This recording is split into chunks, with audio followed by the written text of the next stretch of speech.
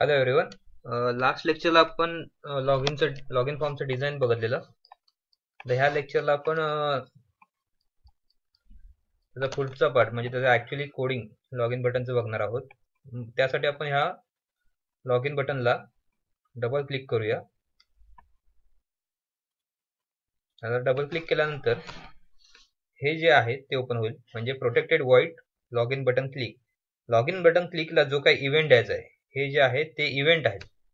जसं मी तुम्हाला सांगितलं की ह्यामध्ये इव्हेंट असतात वेगवेगळे, जसं की क्लिक इव्हेंट आहे, त्यानंतर माऊसचं इव्हेंट आहेत, माऊस ओव्हर, माऊस जे तुम्ही मूव्ह करता त्यावेळी जे काय असं म्हणजे प्रोग्राम होतात. आता जावास्क्रिप्ट मध्ये तुम्ही एक्झाम्पल बघितलं असेल, झालं असेल तर आपण त्या बटनवरती माऊस नेल्यावरती कलर चेंज होतो वगैरे, असे जे एक्झाम्पल होते तसे त्याला काय म्हणतात ते इव्हेंट आहेत. असे इव्हेंट आपल्याला ह्याच्यामध्ये करायचे आहेत. आपण बटन इव्हेंट देतोय ह्या ठिकाणी, म्हणजे बटनला इव्हेंट देतोय की लॉग इन होईल, म्हणजे बटनला इव्हेंट काय देतो की ह्या बटनला क्लिक केल्यानंतर लॉग इन होईल, हे इव्हेंट आपण त्याला देतो. त्यासाठी आपण ह्याला डबल क्लिक केल्यानंतर ह्या ठिकाणी log in ASPX.cs that is a CS file, C# file ही काय झालेली आहे, ह्याची ओपन झालेली आहे. C# फाईल मध्ये ह्याचं ऍक्च्युअली कोडिंग असणार आहे त्या बटनचं. ह्यामध्ये बघा नेमस्पेस घेतलेले आहेत, त्याचा क्लास आहे हा लॉगिनचा. त्यानंतर हे पेज लोड साठी आहे, पेज लोड मध्ये तुम्हाला जर काही कोडिंग करायचं असेल तर. त्यानंतर आपण लॉगिन बटनला, आता लॉगिन बटनला आपण काय करणार आहोत तर पासवर्ड, युजर नेम ह्या ठिकाणी आणि पासवर्ड, हे युजर नेम आणि पासवर्ड जर सेम असेल तर आपलं लॉगिन काय होईल, सक्सेसफुल होईल. हे आपल्याला कोडिंग ह्या ठिकाणी करायचं आहे. आणि जर ते लॉगिन फेल झालं तर आपल्याला काय एक मेसेज दाखवेल की लॉगिन फेल, अशा प्रकारे. पण लॉगिन सक्सेसफुल झाल्यानंतर आपल्याला काय पाहिजे तर त्या ठिकाणी एक फॉर्म ओपन होईल दुसरा, म्हणजे वेलकम पेज एक ओपन होईल, ते पण आपल्याला क्रिएट करायचं. तर पहिल्यांदा आपण लॉगिन सक्सेसफुल कसं होईल त्यासाठी आपण एक कोड लिहूया. तर लॉगिन करण्यासाठी आपण ह्या ठिकाणी काय होणार, दोन कंडिशन या ठिकाणी आहे. एक तर काय होईल, लॉगिन सक्सेसफुल होईल किंवा लॉगिन फेल होईल. मग त्यासाठी दोन कंडिशन साठी आपण कुठला घेणार आहोत चेक करण्यासाठी इफ एल्स ब्लॉक आपण या ठिकाणी घेत आहोत. इफ मध्ये काय होईल, लॉगिन जर तुमचं बरोबर असेल तर लॉगिन काय होईल, सक्सेसफुल, अदरवाइज काय होईल, लॉगिन फेल. यासाठी आपण इफ एल्स ब्लॉक घेत आहोत. तर इफ मध्ये मी इथे एक कंडिशन देतो.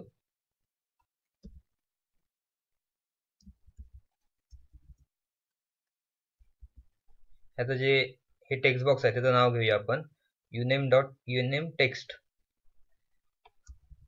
uname text dot text. ह्यामध्ये जे काही टेक्स्ट असणार आहे ते जर या ठिकाणी युजर नेम आपण देऊया की काय असेल इथे, सपोज ICS हे असेल, अँड पासवर्डचं टेक्स्ट बॉक्सचं नाव काय होतं, ह्यामध्ये जे टेक्स्ट टाकणार आहोत आपण PWD टेक्स्ट, पासवर्डच्या टेक्स्ट बॉक्सचं नाव PWD text dot text is equal to, पण आपण पासवर्ड पण काय ICS.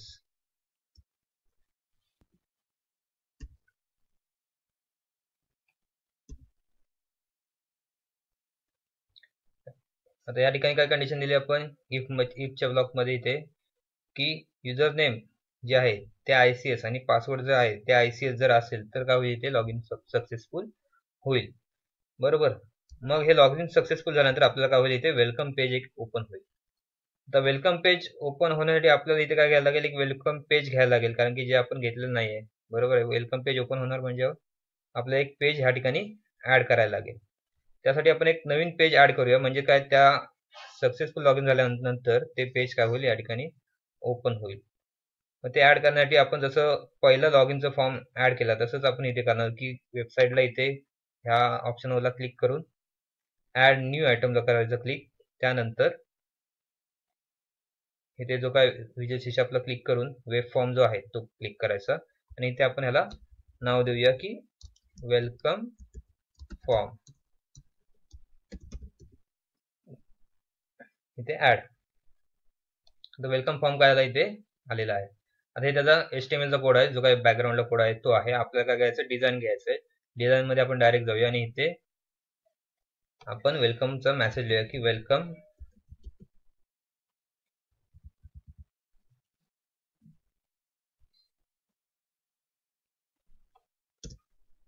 वेलकम आणि your are log in successfully.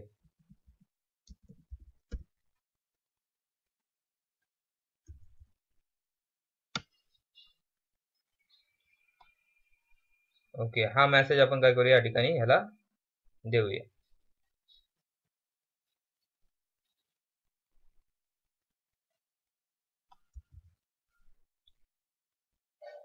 आता लॉग इनला क्लिक केल्यानंतर काय होईल, हे जे पेज आहे ते काय होईल, ओपन होईल. आता हे पेज जे आहे वेलकम फॉर्म डॉट ASPX ते पेज आपण काय करणार आहोत ह्या ठिकाणी लॉग इनच्या कोडमध्ये टाकणार आहोत. म्हणजेच काय, इफ जर कंडिशन ट्रू असेल तर हे पेज जे आहे ते ओपन होईल. मग त्यासाठी आपण इथे रिस्पॉन्स डॉट रिडायरेक्ट घेत आहोत. रिस्पॉन्स डॉट रिडायरेक्ट हे कशासाठी आपण यूज करतो, तर रिस्पॉन्स डॉट रिडायरेक्ट काय करतो, तर तुम्हाला इथे बघा, redirect a client to a new URL or specify the new URL. म्हणजे जे काय टार्गेट लोकेशन आहे, URL म्हणजे काय, तुमचं जे काय टार्गेट लोकेशन आहे ते लोकेशन ओपन होईल. आता ह्या ठिकाणी आपलं टार्गेट लोकेशन काय आहे, तर हे आपलं टार्गेट लोकेशन आहे. याला क्लिक केल्यानंतर सक्सेसफुल कंडिशन झाल्यानंतर हे पेज काय व्हायला पाहिजे, ओपन व्हायला पाहिजे. हे टार्गेट लोकेशन आहे. मग ते पेज काय होईल, आपलं ओपन होईल. त्यासाठी आपण इथे त्याचं नाव लिहूया,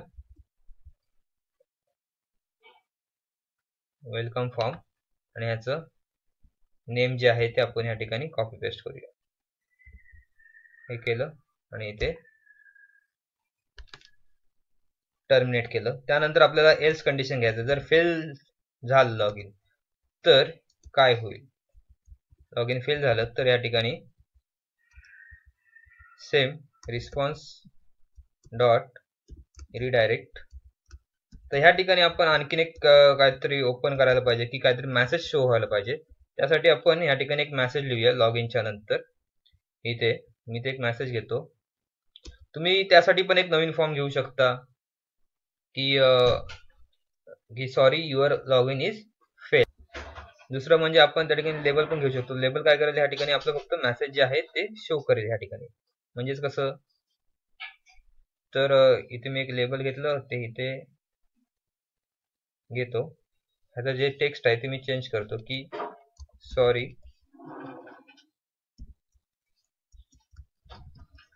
युअर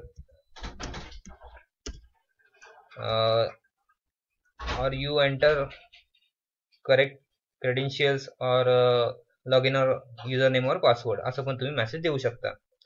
पण आपण काय करूया ह्या ठिकाणी, sorry your login is fail, please enter correct details.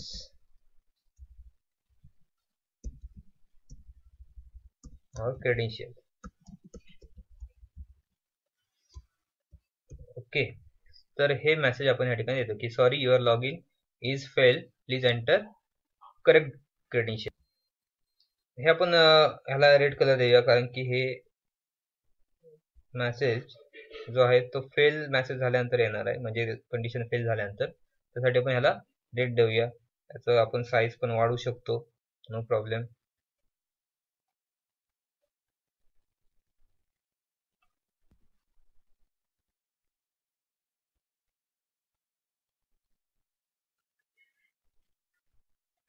Sorry your log in is fail, please enter correct credential. हे मेसेज काय होईल, शो होईल. आता हे आपण प्रोग्राम ऍक्च्युली रन करून बघूया. आता रन करायच्या अगोदर ह्या ठिकाणी एल्स मध्ये आपलं राहिलं की ते टाकायचं. लॉग इन ASPX मध्ये आपलं काय व्हायचंय, तर ह्या ठिकाणी ह्याचा ID काय, लेबल 2. लॉग इन फेल झाली तर हा ID ह्या ठिकाणी काय होईल, रन होईल. ID बोलतोय मी, ID. ह्यासाठी ID आपल्याला गरजेचे असतात किंवा इम्पॉर्टंट असतात. जेव्हा तुम्ही लॉग इनचं जेव्हा तुम्ही ते रिडायरेक्ट करता किंवा तुम्ही कॉल करता, थोडक्यात म्हणायचं झालं तर तुम्ही जेव्हा कॉल करता त्यावेळी तुम्हाला हे इम्पॉर्टंट असतं, की तुम्ही करेक्ट लॉग इन ID हे टाकावं. करेक्ट नसेल तर या ठिकाणी तुमचं काय होतं, जे काय फंक्शन आहे ते प्रॉपर रन नाही होणार. ह्या ठिकाणी आपण लेवल 2 जे आहे ते रन करतोय. रन करून बघूया प्रोग्राम होतोय का.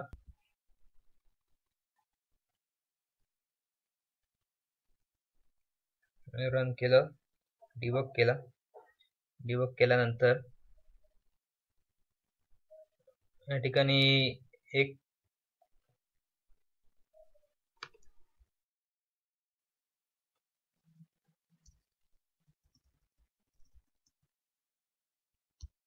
इथे आपण रिस्पॉन्स डॉट रिडायरेक्ट घेतोय आणि फेल मेसेज साठी आपण काय करतो, इथे एक नवीन पेज, जसं आपण सक्सेसफुल साठी घेतलेलं आहे तसं फेल साठी आपण एक नवीन पेज या ठिकाणी घेतोय.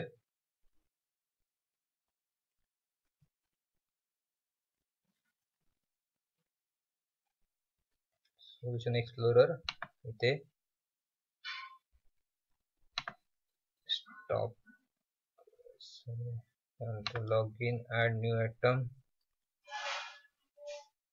इथे फेल फॉर्म किंवा लॉग इन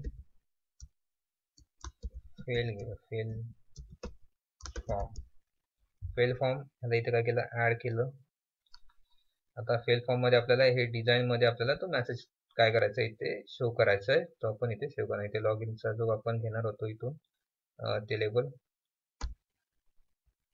काढूया आपण आणि डायरेक्ट इथे हे घेऊया. आता हा जो आहे फेलचा तो मेसेज तो काय होणार आहे, तुमचं कंडिशन फेल झाल्यावर काय होणार आहे, रन होणार आहे. लॉग इन फेलचा आपण इथे कॉपी करूया, नाव नेम कॉपी केलं आणि मी त्या कोड जो आहे रिस्पॉन्स डॉट रिडायरेक्ट मध्ये काय केला, पेस्ट केला आणि प्रोग्राम रन केला. एरर आहेत, काय एरर दाखवतो आपल्याला इथे, कंपायलेशन एरर आहे. कंपायलेशन एरर आपण इथे सॉल्व्ह करूया, काय एरर आहे बघूया. एरर काय की एक्सपेक्टेड लॉग इन SPX, इथे एक्सपेक्टेड आहे की आपल्याला, इथे तुम्ही काय करा, एल्सच्या नंतर एक कर्ली ब्रॅकेट ऍड करा. सो आपण या ठिकाणी ऍड करूया.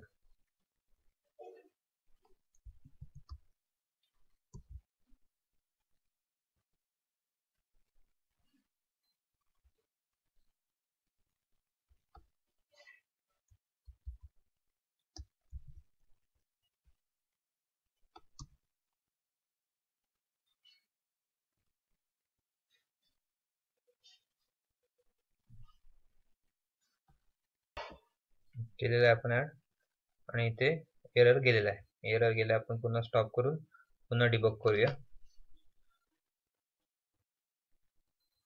Sorry your log in is fail, please enter correct credential, हे डायरेक्ट आलेलं आहे. हा पण एक एररच आहे. मगाशी जे हा मेसेज डायरेक्ट आला तो का आला, कारण की आपण हे पेज जे आहे ते डिबग केलेलं, आपण हे पेज डिबग केल्यामुळे हा मेसेज आपल्याला काय आला त्या ठिकाणी शो झाला. आपलं हे न करता आपल्याला काय करायचं, लॉग इन वरती क्लिक करायचं. लॉग इन वरती क्लिक केल्यानंतर आपल्याला लॉग इन पेज जो आहे तो डिबग करायचा. लॉग इन पेज डिबग केल्यानंतर आपल्याला इथे बघा लॉग इन ASPX दिसेल. त्याचा आपण युजरनेम आणि पासवर्ड काय टाकले की ICS युजरनेम पासवर्ड टाकलेला. ओके, लॉग इन केल्यानंतर इथे welcome you are log in successfully हा आलेला मेसेज. ठीक आहे, परत आपण इथे दुसरं ट्राय करून बघूया, ICS आणि इथे ICS T पासवर्ड रॉंग टाकून बघूया. या ठिकाणी sorry your log in is fail, please enter correct credentials. So इथे सक्सेसफुल झालेला आहे हा प्रोग्राम रन, की युजरनेम पासवर्ड करेक्ट टाकल्यानंतर इथे लॉग इन आलेला आहे आणि युजरनेम पासवर्ड इनकरेक्ट टाकल्यानंतर आपलं लॉग इन फेल आलेलं आहे. ते दोन पेज इथे एका ठिकाणी झालेले आहेत, रन झालेले आहेत. या ठिकाणी पासवर्ड फील्डचा तुम्ही मला सर पासवर्ड इथे विजिबल आहे, तर पासवर्ड तुम्ही जे काय इथे जाऊन फील्डला जाऊन तुम्ही काय करू शकता, ह्याला कोडिंग मध्ये जाऊन त्याला काय करू शकता, चेंज करू शकता. त्याला तिथे त्या ठिकाणी बुलेट्स येतील जेणेकरून तुम्ही त्याची व्हॅल्यू जी आहे ते चेंज करू शकता. तर या ठिकाणी आपण हा प्रोग्राम जो आहे तो बघितलेला आहे की log in ID simple program, तुमचं हे डिझाईन पेज. या ठिकाणी आपण 3 पेज घेतले, वेब फॉर्म घेतले. पहिला लॉग इन साठी घेतला, दुसरा वेलकम साठी घेतला आणि तिसरा आहे तो फेल फॉर्म साठी घेतलेला आहे. आणि त्यामध्ये फक्त लॉग इनच्या बटनला आपण काय केलेलं या ठिकाणी हे इव्हेंट दिलेले आहे. बस एवढंच काय ते कोडिंग तुमचं या ठिकाणी आहे, बाकी काही कोडिंग नाहीये. हा होता सिंपल लॉग इन फॉर्म. ह्याच्यानंतरचा आपण पुढचा पार्ट या ठिकाणी बघूया. तर लास्ट लेक्चरला आपण इथपर्यंत त्याचे टॅग्स बघितलेले. रायटिंग कोड काय आपण कोड हा लिहू शकतो की डायनामिक कोड, ऑपरेशनल कोडिंग हे कुठं होतं तर आपण बघितलेलं आहे की कोडिंग व्ह्यू कोड मध्ये जे डिझाईन पेज आहे, ओके, डिझाईन सोर्स मध्ये जे आहे ते काय होतं तुमचं डायनामिक कोडिंग जे आहे ते होत असतं. ओके, ह्यानंतरचा पार्ट आहे तो आहे using the code behind the class. So code behind the class is refer to the code for an ASP.NET web page that is written in a separate class file that can have the extension of .cs, that is a ASP page, that is a .cs means C# file, जी तुमची काय असते class file असते, जी आपण ह्याला log in च्या बटनला click केल्यानंतर, double click केल्यानंतर जी काही फाईल ओपन झालेली, जी ही फाईल ओपन झालेली, ओके, तर ही फाईल जी आहे ती तुमची क्लास फाईल या ठिकाणी असते. त्यानंतर आहे ऍडिंग इव्हेंट हँडलर्स. इव्हेंट जे हँडलर आपण बोललेलो, मी मगाशी सांगितलं तुम्हाला की इव्हेंट आपण टाकलेला, कुठला इव्हेंट टाकलेला की आपण लॉग इनचा इव्हेंट टाकलेला, बटनला क्लिक केल्यानंतर सबमिटचा इव्हेंट आहे ते इव्हेंट हँडलर आहे. ओके, रिस्पॉन्स डॉट रिडायरेक्ट आपण त्यामध्ये टाकलेला, की असं तुम्हाला बघा ह्या ठिकाणी अशी सिंटॅक्स मध्ये बघा की असं हे येतं जे आहे इव्हेंट हँडलर. तर in ASP.NET web form pages, however the event associated with the server control originate on the client but are handled on the web server by the ASP.NET. तर ते क्लायंट काय करतो ते क्रिएट करतो, पण ते सर्व्हरवरती काय होतात हँडल होतात. सर्व्हरवरती म्हणजे बघा आपण रन केल्यानंतर तो काय झालं प्रोग्राम या ठिकाणी रन झालेला आणि ते लॉग इन आणि फेलचे जे काय पेजेस होते ते काय झालेले ओपन झालेले, तर ते ऑटोमॅटिक काय होतं हँडल होतं.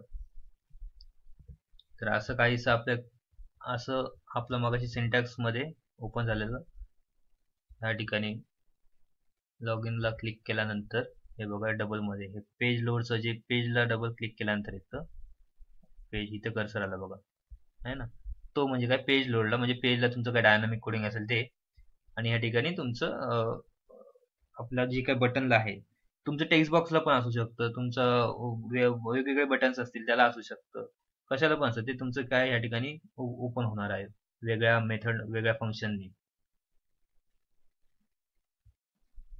तर त्यानंतरचा पॉईंट आहे तो आहे understanding the anatomy of ASP.NET application.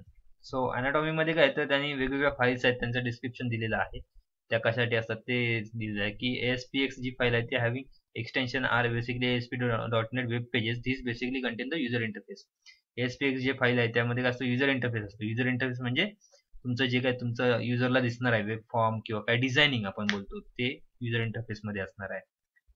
त्यानंतर ASCX, ASMX, ASCX, ASMX ह्या फाईल काय आलेल्या आहेत अजून आपल्याला आलेल्या नाहीत, आपण आल्यानंतर त्या फाईल ऍक्च्युली बघणार आहोत. पण या ठिकाणी ASCS, ASPX आणि ASPX.CS ह्यामध्ये डायनामिक कोडिंग असतं आणि ह्यामध्ये तुमचं युजर इंटरफेस जो आहे तो असतो. हे एवढं तुम्ही काय करा सध्याला लक्षात ठेवा, आपण प्रॅक्टिकली जेव्हा जेव्हा ते तसं येईल त्यावेळी आपण काय करावं आपण त्यावेळी बघणार आहोत. त्यानंतरचा नेक्स्ट पॉईंट जो आहे तो आहे ASP.NET चे वेब फोल्डर्स.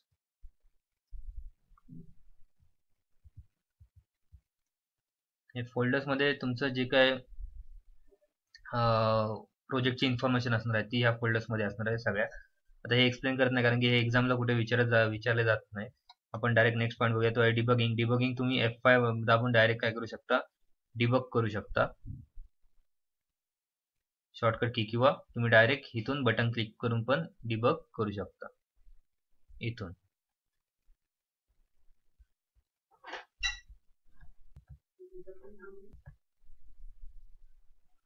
त्यानंतर कीबोर्ड कमांड मध्ये तुम्ही F10 दाबलं तर स्टेप ओव्हर मीन्स काय होतं तर if the current line contains a function call step over run to the code then suspended execution at the first line of the code after the call function returns. F10 दाबून तुम्ही direct काय करू शकता run करू शकता debug करू शकता जर तुम्हाला त्यावेळी जर ते रन करायचं असेल तर. या ठिकाणी तुम्ही जर बघत तर इथे मी F10 प्लेस करतो, या ठिकाणी काय होईल डिबग होईल.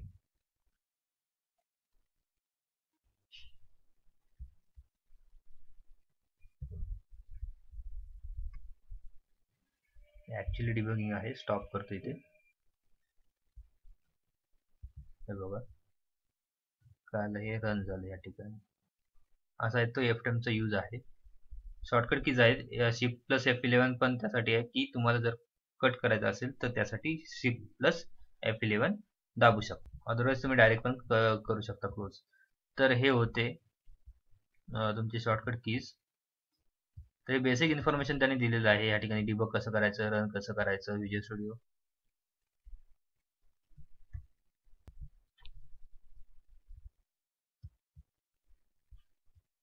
नंतर आहे नेक्स्ट पॉइंट जो आहे तो आहे introducing server controls. So the server controls are the heart of the ASP.NET page. Server control म्हणजे काय, जेवढं काय तुम्ही कंट्रोलिंग आहे ते सर्व जे काय आहेत ते यामध्ये असतात. मग त्यामध्ये HTML सर्व्हर कंट्रोल असतील, वेब सर्व्हर कंट्रोल असतील, व्हॅलिडेशन सर्व्हर कंट्रोल्स असतील. So which represent the dynamic elements that our users can interact with. ह्यामध्ये काय करतं, हे डायनामिक जे काही एलिमेंट्स आहेत ते काय करतं, प्रेझेंट करतं किंवा शो करतं. So there are 4 basic type of server control. 4 basic टाईपचे सर्व्हर कंट्रोल आहेत. त्यामध्ये कुठले तर ASP.NET सांगितलं ते. त्यामध्ये HTML server control, web server control, validation server control आणि ASP.NET सर्व्हर कंट्रोल हे आहेत. So all ASP.NET server control must reside with the form run at server. या ठिकाणी 3 दिलेले आहेत, 3 काइंड्स ऑफ सर्व्हर कंट्रोल. या ठिकाणी 4 म्हटलेलं आहे पण ऍक्च्युली इथे काय दिले, 3 दिलेले आहे. Okay, so the server controls तुम्ही कसे करू शकता, तर form run at server. Form काय करता, फॉर्मला तुम्ही मेथड्स माहिती असेल फॉर्मच्या, की गेट पोस्ट जसं आहे तसं रन ॲट इथे या ठिकाणी मेथड आहे की सर्व्हर. रन ॲट सर्व्हर केल्यानंतर काय होईल, सर्व्हरवरती रन होईल. So tag in order to function correctly. So the only 2 exception to this rules are HTML generic control and the label web control. So हे दोन काय ते ह्याला एक्सेप्शन आहेत, ते आपण प्रॅक्टिकली बघूया कसे आहेत. फक्त तुम्ही सध्या लक्षात ठेवा की ही जी लाईन आहे ह्या लाईनने काय होतं, ते सर्व्हरवरती कंट्रोल होत असतं किंवा सर्व्हरवरती रन होत असतो HTML मध्ये. की आपण प्रॅक्टिकल ह्यामध्ये पण बघितलेलं आहे की फॉर्म आहे ह्या फॉर्म मध्ये. सो फॉर्म इथे बघा, फॉर्म आयडी आहे आणि रन ॲट काय आहे तो सर्व्हर. तर ते म्हणजेच काय, तर तुमचा जो फॉर्म आहे तो काय होतं, सर्व्हरवरती रन होत आहे. So server control are offer the following advantages ASP.NET developer. काय ॲडव्हान्टेज असतात ASP.NET डेव्हलपरला सर्व्हर कंट्रोलचे. So we can access the HTML element easily from within our code. आपण HTML एलिमेंट काय करतो, इझिली ॲक्सेस करतो. त्यानंतर ASP.NET control retain their properties even after the page has been processed. So view state prevents the user from losing data that has already been entered into the form once it has been sent to the server for processing. When the response comes back to the client browser, text box value, drop down list selection, etc. all are written through the view state. तुम्ही काय करू शकता, तुम्ही जर page run झाला किंवा प्रोसेसमध्ये असेल तरी पण तुम्ही त्यामध्ये काय करू शकता, प्रॉपर्टीज बघू शकता, तुम्ही चेंज करू शकता आणि तुम्हाला पाहिजे ते तुम्ही तसं वर्किंग त्याच्यावरती करू शकता. रन टाइमला पण तुमचं रिडायरेक्ट झाल्यानंतर पण ते काय होतं, तसंच काय होत असतं, डिस्प्ले होतं. सो हे एक ॲडव्हान्टेज आहे. त्यानंतर view ASP.NET control developer are able to separate the presentational elements application logic of a page so that each can be consider separately. त्यामध्ये व्ह्यू स्टेट, ॲप्लिकेशन लॉजिक म्हणजेच काय, तुमचं डिझायनिंग, तुमचं कोडिंग हे वेगळं आहे. ह्यामधून व्ह्यू स्टेटमधून तुम्हाला काय होतं, तुम्हाला ॲक्च्युली जे काय चेंजेस आहेत ते तुम्ही करू शकता. प्रॉपर्टीज वगैरे दिलेले आहेत ऑप्शन्स त्यामधून. ह्यामध्ये तुम्हाला काय करतं, डेव्हलपरला तसे ऑप्शन दिलेले आहेत की जेणेकरून सेपरेट प्रेझेंटेशन म्हणजे डिझायनिंग, प्रेझेंटेशन म्हणजे डिझायनिंग, ॲप्लिकेशन लॉजिक म्हणजे तुमचं कोडिंग पार्ट, हे वेगवेगळे दिले आहेत जेणेकरून तुम्हाला काय होतं, ते इझिली अंडरस्टँडेबल होतं. हे सर्व्हर कंट्रोलमध्ये आहे. नंतर HTML सर्व्हर कंट्रोल काय आहे, तर HTML सर्व्हर कंट्रोलमध्ये the HTML server controls are usually considered as a standard HTML controls. Server कंट्रोलची ॲडव्हान्टेजेस इथे बघितले आपण काय आहेत ते. आता त्यानंतरचा नेक्स्ट पार्ट आहे तो यामधला HTML सर्व्हर कंट्रोल कोणते. So HTML server control are usually consider as the standard HTML control which are created to enable server side processing. मी मग सांगितलं की run at service, okay, run at server is added, they get converted into the server control and when it is attributed is added. So they are available for server side processing. All HTML server control must be within a form tag and run at server attribute. ASP.NET requires that all HTML element must be properly closed and properly nested. ASP.NET मध्ये HTML server control आहेत ते server साइडला run होतात by using the run at server attribute. हे जे attribute आहे ते method वेगळ्या, फॉर्मच्या मेथड वेगळ्या, हे ॲट्रिब्यूट आहे. मेथड ज्या गेट आणि पोस्ट ज्या आहेत त्या मेथड्स हे जे आहेत ते ऍट्रिब्यूट आपण सर्व्हरला देतो, की जेणेकरून जो HTML चा कोड आहे तो कन्वर्ट होतो कुठे, सर्व्हरला, आणि सर्व्हरच्या कंट्रोलवरती तो जातो आणि तो काय होतो त्या ठिकाणी रन होतो. हा फॉर्म जो जेव्हा तुम्ही डिझाईन करता, हा फॉर्म डिझाईन झाल्यानंतर तो फॉर्म कुठे जाणार आहे, तो फॉर्म इथे दिले सांगितलं की सर्व्हरला, म्हणजे तो फॉर्म कुठे जाणार आहे, रन ऍट सर्व्हर. तुमचा जो काय फॉर्म तो सर्व्हर आपला इथे सर्व्हर कुठला आहे तर आपलं लोकल मशीन जे आहे तेच काय आपल्या इथे सर्व्हर आहे. त्यामुळे आपल्या इथे जेव्हा डिबग केलं आपण तेव्हा इथे लोकल होस्ट आलेलं, जेव्हा डिबग केलं तेव्हा काय आलेलं, लोकल होस्ट आलेलं, म्हणजेच काय तुमचं लोकल मशीन जे आहे त्यावरती हा रन झालेला आहे, म्हणजेच ते तुमचं सर्व्हर आहे. तर HTML सर्व्हर कंट्रोल्स कुठले कुठले आहेत, तर HTML अँकर, बटन, फॉर्म, जेनरिक, इमेज हे सगळे सर्व्हर कंट्रोल्स आहेत, जे की आपण बघितलेले आहेत. इनपुट टाईप हिडन, जसं की HTML टॅग मध्ये तुम्हाला माहिती आहे तेच जे आहेत ते कंट्रोल या ठिकाणी दिलेले आहेत त्याने. इम्पॉर्टंट कुठले आहेत ह्यामध्ये, तर तुम्हाला नोट्स मध्ये हे दिसतील सगळे, तुम्हाला पाठवेन मी तेव्हा समजेल. इम्पॉर्टंट कुठले आहेत तर यामध्ये अँकर, image, checkbox, radio button, text area, HTML input image मध्ये सोर्स कोड आणि अल्ट काय करतो तुमचा अल्टरनेटिव्ह. तुम्हाला माहिती आहे अल्टरनेटिव्ह म्हणजेच काय, जर तुमचं इमेज डिस्प्ले नाही झालं तर त्या ठिकाणी एक अल्टरनेटिव्ह टेक्स्ट काय होते डिस्प्ले होते, म्हणजेच त्यासाठी आपण इथे अल्ट घेतो, ते एक आहे. सिलेक्ट आहे, त्यानंतर जेनरिक कंट्रोल आहे, नंतर HTML इनपुट टेक्स्ट आहेत. हे सगळे जे आहेत ते त्यातलेच इम्पॉर्टंट आहेत. हे सगळे जे आहेत ते कंट्रोल्स आहेत HTML चे सर्व्हर कंट्रोल्स. हे तुम्हाला पाठ करायची गरज नाही, फक्त तुम्ही लक्षात ठेवा की HTML चे सर्व्हर कंट्रोल्स आहेत. एक्झामला क्वेश्चन आला तर HTML सर्व्हर कंट्रोल कोणते, तर हे तुम्हाला सांगता आलं पाहिजे. सोपं ठेवा लक्षात, का तर मी तुम्हाला बोलतो की HTML तुम्हाला जर चांगलं माहिती असेल तर HTML तुम्हाला माहिती असेल तर त्यानंतर HTML कंट्रोल इव्हेंट ह्याने या ठिकाणी दिलेले आहेत. ते कुठले, सर्व्हर क्लिक मध्ये कुठले HTML कंट्रोल इव्हेंट आहेत, तर आपण क्लिक साठी दिलेला मगाशी इनपुट बटन दिलेला, बटन आहे, अँकर आहे, इनपुट इमेज आहे, इनपुट इमेज रिसेट आहे, हे सर्व्हर क्लिकचे आहे. सर्व्हर चेंज कुठले, तर HTML input text, input checkbox. आता सर्व्हर क्लिक हे HTML कंट्रोल इव्हेंट म्हणजे काय, तुमचा जो काय इव्हेंट आहे, मी मग सांगितलं की क्लिक इव्हेंट सांगितलं, बरोबर आहे, क्लिक इव्हेंट आपण दिलेला मगाशी. चेंज इव्हेंट आपण बघूया आपण नंतर एक्झाम्पल येईल तेव्हा, पण क्लिक इव्हेंट तुम्हाला लक्षात ठेवायला सोपं जाईल की आपण HTMLचं बटन जे आहे त्या बटनला आपण क्लिक इव्हेंट दिलेला, ते एक सर्व्हरचे काय आहेत कंट्रोल इव्हेंट्स आहेत. तुम्ही HTMLचे जे काय हे आहेत कंट्रोल्स आहेत तेवढे तुम्ही फक्त लक्षात ठेवा. सर्व्हर कंट्रोल वगैरे कन्फ्युज होऊ नका, फक्त कंट्रोल्स HTMLचे त्यामध्ये अँकर बटन वगैरे आहेत ते एवढं लक्षात ठेवा. आणि एक एक्झाम्पल असेल ते आपण आता बघूया कुठला आहे ते. ह्यामध्ये दिलेलं एक्झाम्पल काय, तर example has 2 text box which accept user input as a name and age, 1 button to perform action and 1 label to show result. ह्यामध्ये त्यांनी 2 टेक्स्ट बॉक्स दिलेले आहेत. काय एक्झाम्पल आहे, 2 टेक्स्ट बॉक्स. एक काय करेल, तुमचं युजरचं इनपुट जे आहे ते ऍक्सेप्ट करेल, त्यामध्ये काय असणार तर नेम आणि एज हे इनपुट असणार आहे, आणि एक बटन असणार आहे, ते बटन काय करेल, तुमचं ऍक्शन जी आहे ती परफॉर्म करेल, कुठली ऍक्शन जे काय असेल ते, आणि 1 लेबल जे काय तो रिझल्ट काय करेल, शो करेल. लेबल असणार आहे तो काय करेल, शो रिझल्ट करेल, बटन काय होणार, परफॉर्म ऍक्शन करेल. तर थोडक्यात ह्याचं आउटपुट कसं असणार आहे, तर आउटपुट बघा, या ठिकाणी नेम असणार आहे, एज असणार आहे, इथे टेक्स्ट बॉक्स, इथे शोला क्लिक केल्यानंतर नेम आणि टेक्स्ट जे एज आहे ते या ठिकाणी डिस्प्ले होईल, जे रिझल्ट म्हणून डिस्प्ले होईल ते हे लेबल असणार आहे. ठीक आहे, हे एक्झाम्पल आपण तुम्ही बघा, आणि ऍक्च्युली हे तुम्ही या ठिकाणी मी कोडिंग इथे थांबवतोय. या ठिकाणी डिफॉल्ट एक पेज घ्या. डिफॉल्ट पेज मध्ये तुम्हाला हे डिझाईन पेज आहे, डिझाईन पेज मध्ये तुम्हाला काय घ्यायचं आहे, इथे नाही बघितलं इथे बघितलात तरी चालेल, किंवा डायरेक्ट डिझाईन पेज मध्ये हे असं डिझाईन करा, नेम, त्यानंतर टेक्स्ट बॉक्स घ्या, एज, त्याच्यासमोर एक टेक्स्ट बॉक्स घ्या, त्या टेक्स्ट बॉक्सला नावं काय द्यायची, तर त्या टेक्स्ट बॉक्सला इथे बघा नावं काय दिलेली आहेत, तर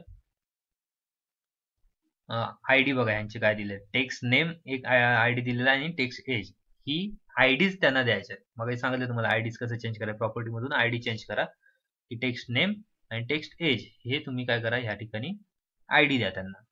त्यानंतर एक बटन घ्या, त्या बटनला पण एक आयडी द्या. बटनला आयडी काय द्याल तुम्ही, तर बटनला आयडी इथे